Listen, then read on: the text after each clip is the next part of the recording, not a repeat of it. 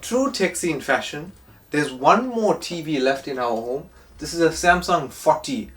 I actually don't remember how old it is. I think it's like a 2009 or something. So it was one of the very first versions of Samsung's TVs to come built in with YouTube and everything. But as updates and everything evolved, YouTube was actually taken off this TV. So anyway, long story short, this is one of the last TVs here in our house that needs to be made smart. So today we're actually going to be doing that with the Skyworth Leap S2. It's a small form factor Android box, which basically is the USB stick that you plug in. Anyway, let's get into it.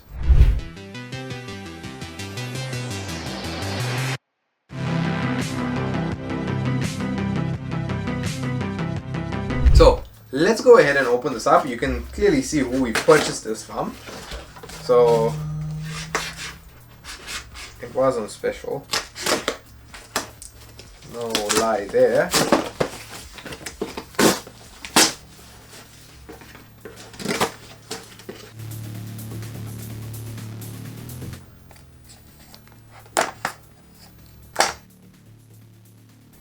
And when we open this up,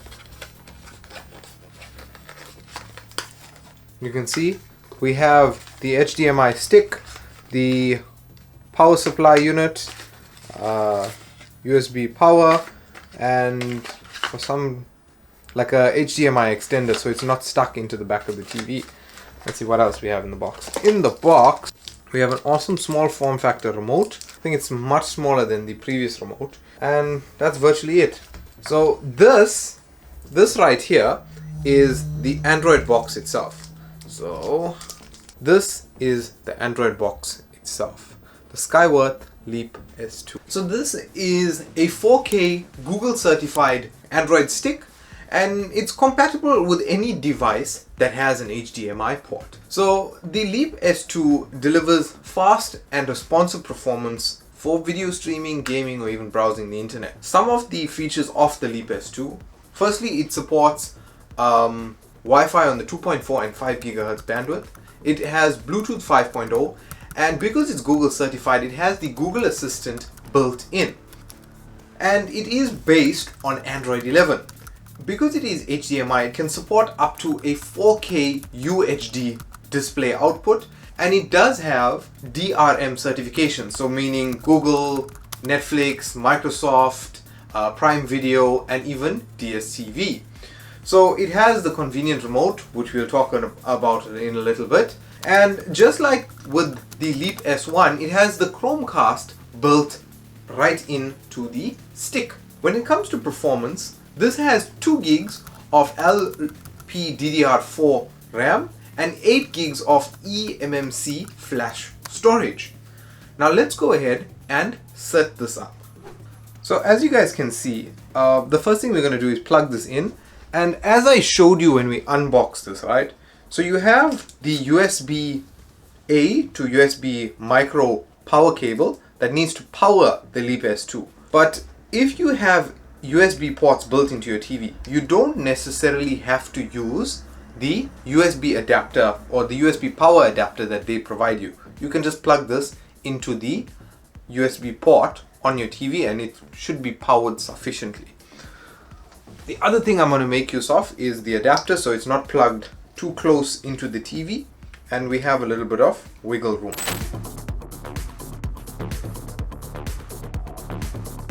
Now it's connected up. Simple and easy installation. So now let's go ahead, put the batteries. It's absolutely white remote. And hopefully this remote isn't as rubbish as the last one that it just packed up not even 6 months into it. But let's hope and let's see how it goes.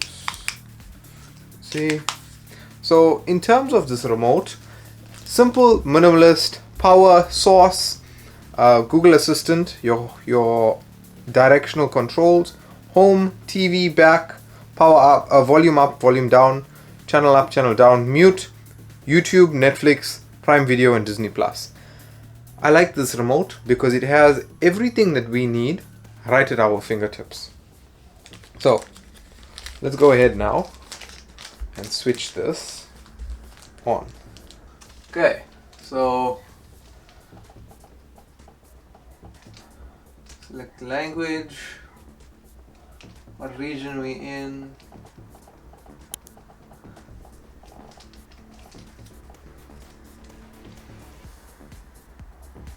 Okay, so we can set it up with Google Home.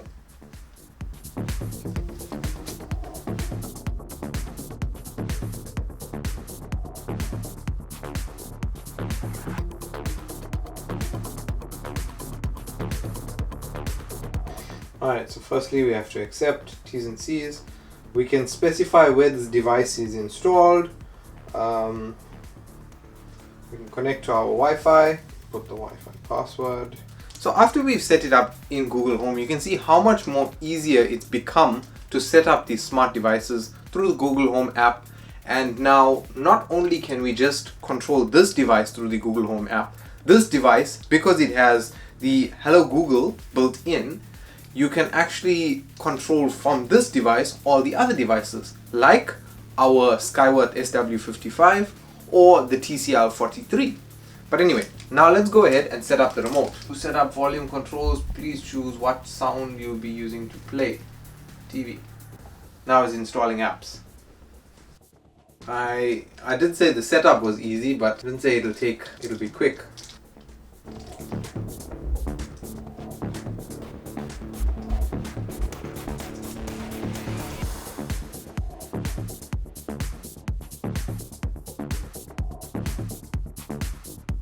So now you can see how this Android stick can virtually turn any older TV into a smart TV. And I mean, the look and feel is just like our Skyworth TV downstairs. So it tells you that much that even when it boots, I mean, it's booting straight with the Skyworth logo and everything. So you can think it's a Skyworth TV, even though this is a Samsung TV. So this can virtually turn any person's TV that is not smart into a smart Android Google TV. When it comes to price, the Leap S2 retails anywhere between 800 Rand up to 1,300 Rand depending on the market and everything else. So you can pick it up on a special. I mean, we picked ours up on Takealot for 800 Rand and it sits more or less about that price point on Takealot. Only now and again it fluctuates up and down. So now when it comes to this is a small form factor. You can plug it in and you virtually have no impact.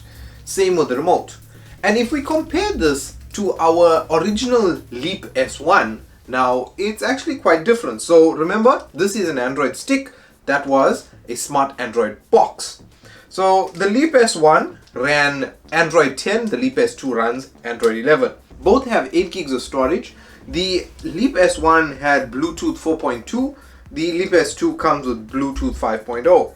So in terms of Wi-Fi, the Leap S1 had 802.11 BGN AC, and this is 2.4 and the 5 gigahertz network supported. So that's more or less a side-by-side comparison of the Leap S1 and the Leap S2. So how would you decide which one is best? I mean, Leap S1, we've reviewed it. You can see the remote has given us some problems. There's been some other people that have experienced some issues and they've more or less returned it or gotten rid of it. The Leap S2, however, this is new to us. I mean, you've just seen us setting it up. I like this better because it is the smaller form factor and everything else. And zero impact, but you still get the same functionality. I mean, scrolling through, loading up, playing the videos. At least here we can achieve the 5 gigahertz bandwidth, the small form factor and everything. And I mean, while we are going through, we're flipping through, we're playing videos, it's not slow, it's not sluggish, it's not like those cheaper Android boxes. It is a little expensive if you compare it to the 500 or 300 Rand Android boxes compared to this. But let's see in the long term how this lasts. So currently, as it stands, the Leap S2 gets a more or less an average 7 out of 10 from us here at techsceneza. But in the time to come, let's see if it goes worse or gets better. You guys can stay tuned and maybe in 6 months or 1 year, we'll look at that. So yeah guys, thank you very much for watching. Thank you very much to everyone that's showed so much of love and support to the Leap S1, and they've actually requested this Leap S2 video.